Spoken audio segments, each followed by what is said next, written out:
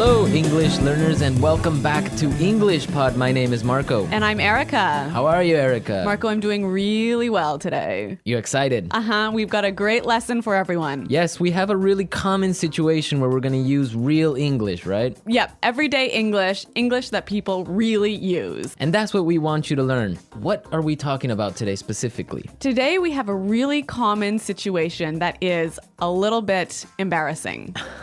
All right, an embarrassing situation. So let's listen to the dialogue for the first time, and it's going to be kind of fast. Yeah, but don't worry if you don't understand everything, because after 10 minutes, you'll understand everything. Perfect. All right, let's listen.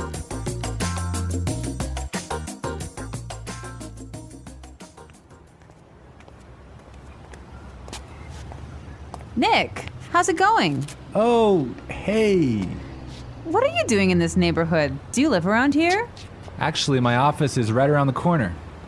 It was great to meet you last week at the conference. I really enjoyed our conversation about foreign investment. Yeah, it was really interesting. You know, I'm in a bit of a hurry, but here's my card. We should definitely meet up again and continue our discussion.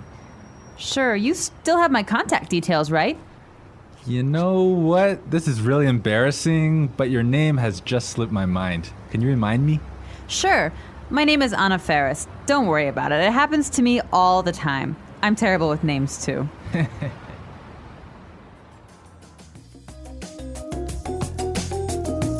Wow, Nick forgot her name.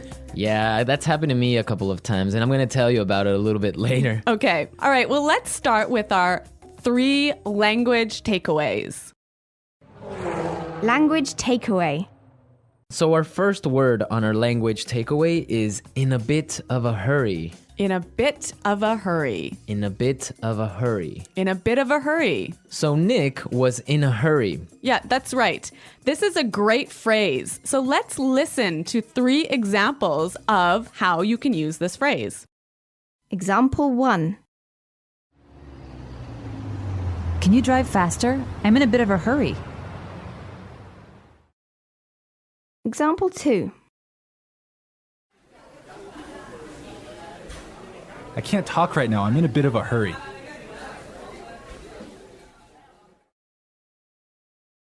Example 3. I'm in a bit of a hurry, so I'll check these files later. Okay, so it's clear now. Basically, it means that you don't have time. You're moving really quickly. Okay, perfect. Now let's look at our second language takeaway word, and it's contact details. Contact details. Contact details. Contact details. So what are your contact details? Basically, this is the information you can find on your business card. All right, so we have like our name, our telephone number. Your email address, perhaps your mobile phone number. So all the useful information so people can get in touch with you. Yep, so people can phone you or email you. Okay, so contact details. Great. Okay, so our third word is slipped my mind. Slipped my mind. Slipped my mind. Slipped my mind. So this is a funny phrase. It's kind of strange, right? Yeah, slipped my mind. It sounds very weird. Exactly. Okay, so now we're going to listen to 2 examples of this phrase. Try and see if you can figure out what it means. Example 1. I'm sorry I forgot to respond to your email. It just slipped my mind. Example 2. Don't you know what day it is today? Oh, it's your birthday. It completely slipped my mind. So slipped my mind is like, I forgot. You forgot something. So, Accidentally. right. Okay, great. Now it's time for putting it together. Putting it together.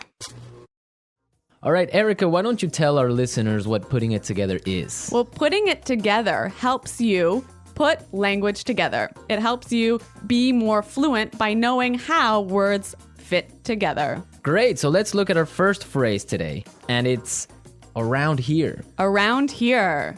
Around here. Around here. So this is like close by. Close right? by, right. Yeah. I can say, for example, is there a bank around here? Yeah. So is there a bank close to here? Exactly. Now, this phrase around here, we can change it a little bit and it means something a little bit different. Right. I could say, Marco, there's a great restaurant right around the corner. Right. And that would mean there is a great restaurant on the other street. Yep. Or around the corner. Yep. Great. Or we have another example. We can say around there. Around there. Right. So for example, I can say Los Angeles is a great city. I used to live around there. So you used to live near Los Angeles. Exactly. All right. It's a really good phrase and it's really common. Yeah. Now our next phrase in putting it together is terrible with. Terrible with. Terrible with. Terrible with. So we have a couple of examples that will show you how this phrase works. Example 1. You're terrible with numbers. You can't even remember your own telephone number. Example 2. I'm terrible with directions. I'm always getting lost. Example 3. I'm terrible with faces. I can never remember what people look like. Wow, I understand that. I'm also terrible with numbers. I can barely add 2 plus 2. Well, yeah, I guess not everyone is a numbers person. Yeah. I'm terrible with faces. I sometimes forget what people look like. Really? Yeah. Uh-oh. So I think it's time now for us to listen to our dialogue a second time. Okay, this time the dialogue will be a little bit slower. Right. So try and listen for some of the words we've just talked about. Nick, how's it going? Oh, hey. What are you doing in this neighborhood? Do you live around here? Actually, my office is right around the corner. It was great to meet you last week at the conference. I really enjoyed our conversation about foreign investment. Yeah, it was really interesting. You know, I'm in a bit of a hurry, but here's my card. We should definitely meet up again and continue our discussion. Sure. You still have my contact details, right? You know what?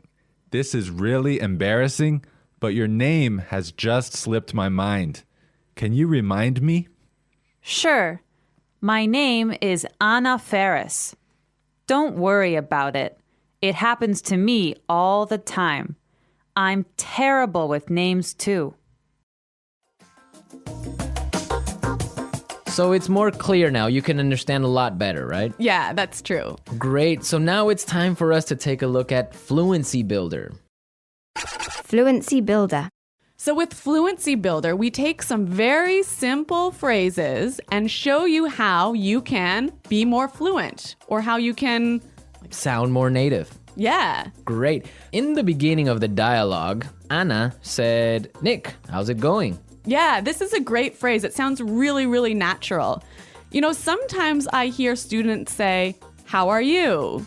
Or how are you doing? Those are 2 great phrases, but this one sounds really, really natural. It just sounds more casual. Yeah, let's listen again to that phrase from the dialogue. How's it going? How's it going? Great. So next time that you find a friend on the street, you can just say, hey, how's it going? Yeah. So Marco, have you ever forgotten someone's name? Yeah, it's happened to me a couple of times. And actually, the most embarrassing situation was that I forgot a family member's name. No, a Yeah. family member's name. We had like a family reunion and there were a lot of aunts and uncles and cousins that I hadn't seen in a while, and I just forgot one of my uncle's names, and I was... Uh-oh, that's pretty embarrassing. Yeah, So what did you do?